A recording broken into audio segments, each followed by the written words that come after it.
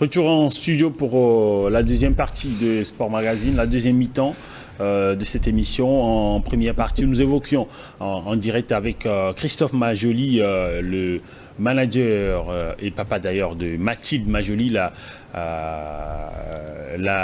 gymnaste togolaise qui représente le Togo à Kigali actuellement dans ce tournoi qualificatif qu'est le championnat de gymnastique rythmique, le championnat d'Afrique de gymnastique rythmique. Alors, le président de la Fédération togolaise de gymnastique qui est avec nous ici, monsieur Komi Soveadi, dites-nous comment ça se passe ce championnat,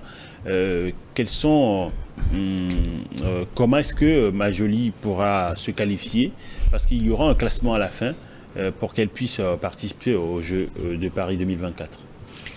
Oui, avant de répondre à votre question, je voudrais que vous puissiez me permettre de remercier la famille Majoli pour tout ce qu'elle fait dans le cadre de l'accompagnement de notre athlète international. Et il faut dire qu'elle fait beaucoup de choses dans ce cadre-là.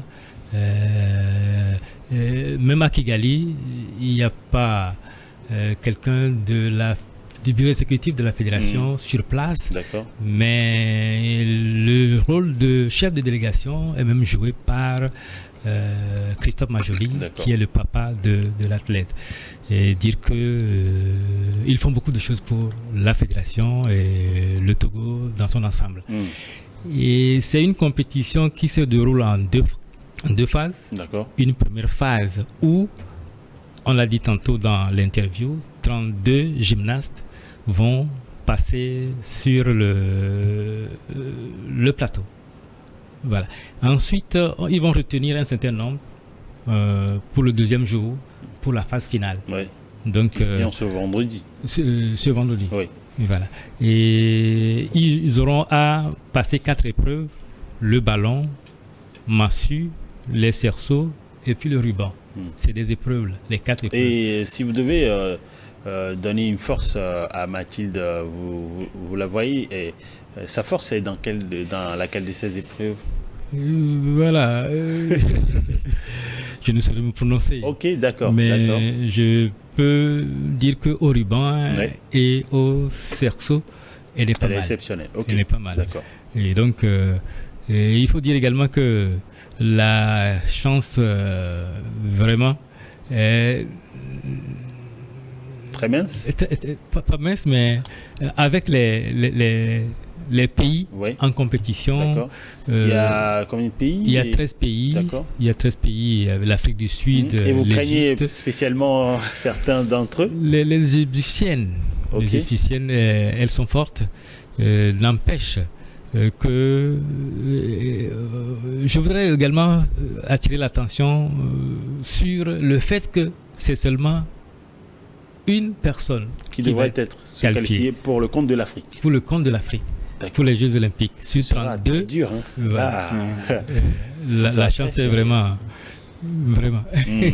Alors, on va revenir tout à l'heure à vous vers la fin de cette émission. Permettez qu'on puisse passer au deuxième sujet, c'est-à-dire la course de la liberté organisée par la Fédération togolaise de canoë-kayak. Alors, dites-nous, une première édition, c'est la première fois que vous organisez une activité en tant que fédération, parce que vous n'êtes plus, il y a eu une scission, vous n'êtes plus ensemble avec la fédération d'aviron. Voilà. Et donc c'est votre première activité.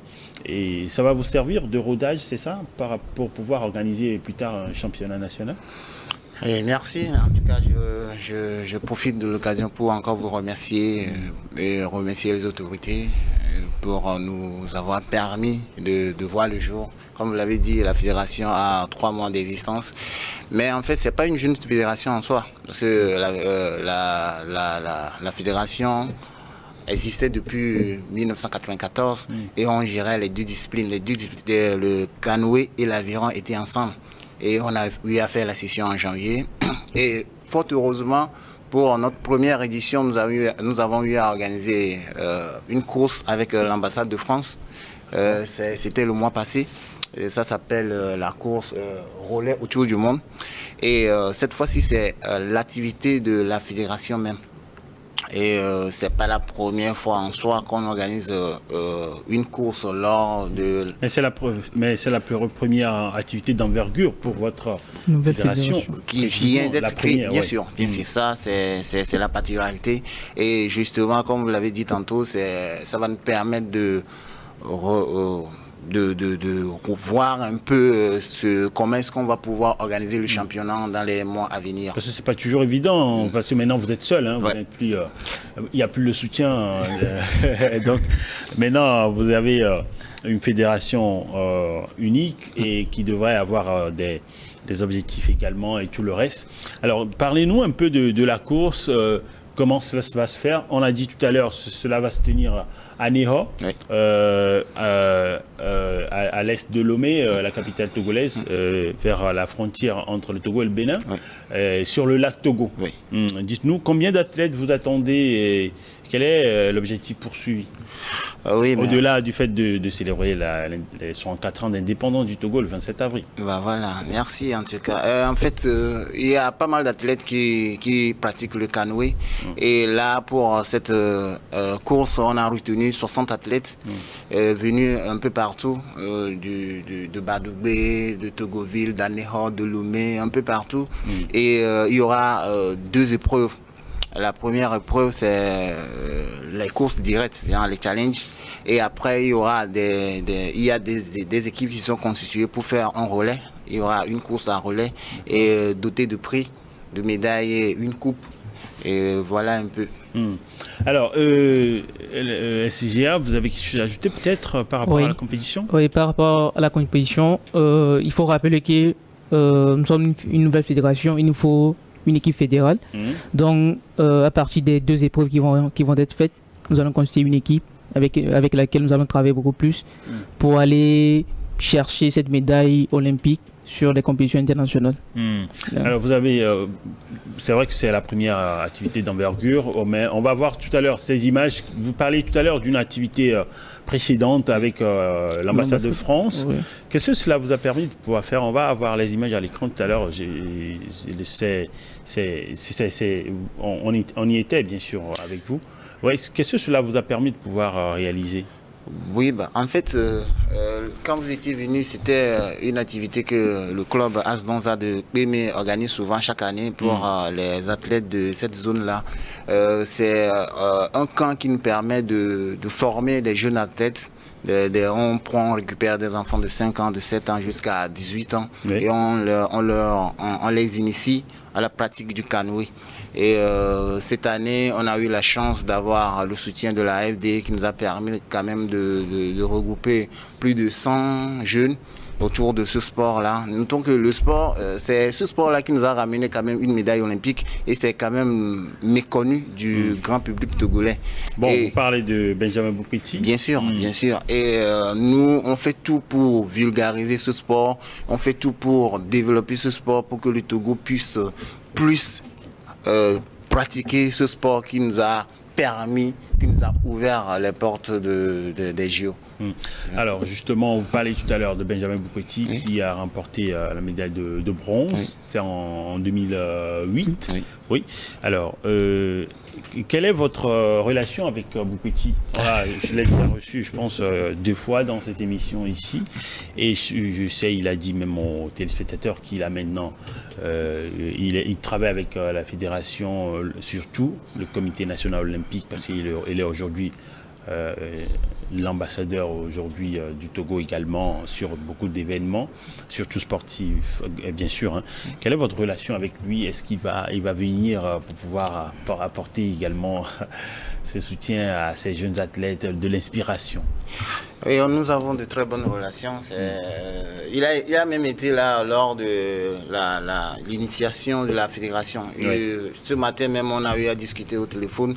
Malheureusement, il sera là, mais il ne va pas pouvoir assister à la course. Oui, à la course parce qu'il revient le mardi prochain. D'accord. Et nous avons tenu à organiser cette course-là le 27 avril, oui. Justement parce que vous-même, vous savez, nous sommes dans la période électorale et nous, c'est pendant ces périodes-là, c'est le moment où on oublie que nous sommes des frères et sœurs, nous avons toujours cohabité ensemble et nous avons pris l'initiative de faire cette compétition justement parce que lors de cette compétition-là, les parents amènent leurs enfants et c'est le moment de leur rappeler que nous avons toujours vécu ensemble, nous sommes frères et sœurs et c'est pas lors des élections qu'on devient ennemis. Voilà. C'est pour cela qu'il ne peut pas, parce qu'il a bien voulu assister à notre événement. Lors de l'événement dernier, il était là, il était au pays, il nous a soutenus, il était même sur l'eau en train d'encourager les athlètes et tout, mais cette fois-ci il va pas avoir cette chance-là parce qu'on a vraiment tenu à rappeler au peuple question de calendrier, ça ne collait pas avec son agenda justement pour qu'il puisse rentrer sur Lomé. Oui. Alors, on a envie d'en savoir un peu plus sur ce que vous pourrez donner comme récompense aux gagnants de ces épreuves. Il y a beaucoup de médailles à gagner. Il y a beaucoup, comme je vous ai dit tout à l'heure, il y a 60 athlètes qui sont attendus. Et il y a plein de médailles à gagner et aussi 2 coupes. Parce qu'il y a 2 disciplines et 2 courses, donc 2 coupes à gagner. Donc, et plein d'enveloppes aussi. Alors, et vous avez le championnat national qui est également en ligne de mire à l'horizon. Comment est-ce que cela se prépare et comment cela va se tenir et sur quelle période exactement? Oui, mais pour le moment, nous sommes en train de travailler là-dessus. Il y aura des formations. Bon, Benjamin va revenir, on va en parler. Il y aura des formations, on va former les entraîneurs, on va recadrer les corps. Et là même, on attend toujours du soutien parce que c'est une jeune fédération. On n'a pas encore de sponsor, on n'a pas encore de partenariat. Je m'interrogeais parce qu'au début, comme je l'ai dit, peut-être je l'ai déjà dit au président de la FETOGIM. D'habitude, quand des personnes ressources, des invités viennent ici, ils évoquent toujours ce problème de moyens, de soutien. Mais vous ne l'avez pas dit, j'imaginais peut-être qu'avec Benjamin Boutpeti, vous a donné des contacts ou bien la fédération a peut-être un soutien privilégié du ministère ou bien du gouvernement. En fait, bien sûr. Mais vous en demandez toujours. Oui, le ministère nous accompagne toujours. Sans le ministère, on ne peut rien faire. Le comité aussi. Parce que sur ce projet-là, bien sûr que nous sommes une jeune fédération, mais le ministère nous a accompagnés et le comité aussi. Mais en fait, il y a toujours des besoins. Vous voyez. Donc, et si vous devez les énumérer? Le matériel. Surtout le matériel. Là, actuellement, je suis en discussion avec le président de la Confédération africaine de canoë pour qu'on puisse nous trouver du matériel. Parce que les bateaux que nous avons, ça date de 2010 et ils ne sont plus en bon état. La dernière fois, on était parti au Nigeria pour participer à la Coupe d'Afrique. On n'a pas les matériels qu'on a utilisés sur place, on ne les a pas au Togo. Et du coup, vous étiez en déphasage. Non, mais on a quand même ramené 4 médailles. D'accord. Tu vois, donc on n'a pas ces matériels-là, on ne peut pas s'entraîner. Mais quand nous étions partis là-bas, on n'a eu qu'une journée d'entraînement. Mais on a quand même ramené une Et médaille. vous imaginez ce que vous auriez pu faire si vous étiez au pas. Voilà. Et là même on nous avait invités pour la qualification des Jeux Olympiques, mais malheureusement on n'a pas eu les moyens pour y aller. Et c'est justement le pourquoi nous avons mis la fédération en place pour travailler et pour accompagner les athlètes pour la prochaine fois.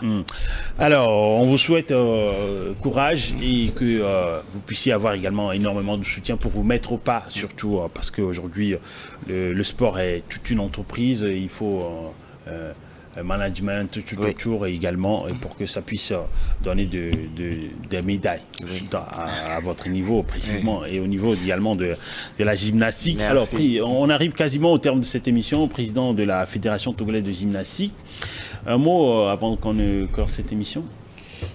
Oui, comme le savons tous, présentement nous sommes sur le terrain à Kigali, en train de nous préparer pour les phases qualificatives des Jeux Olympiques. Oui.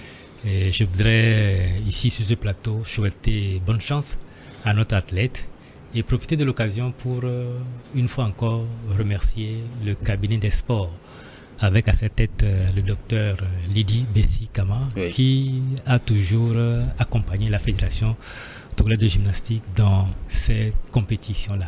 Et merci également au comité olympique et à tous ceux qui sont de près ou de loin en train d'œuvrer pour que l'athlète puisse revenir avec la qualification. Mathilde, vous parlez précisément de Mathilde Majoli qui participe actuellement au championnat d'Afrique de gymnastique à Kigali au Rwanda, dernière ligne droite pour les Jeux Olympiques de Paris 2024.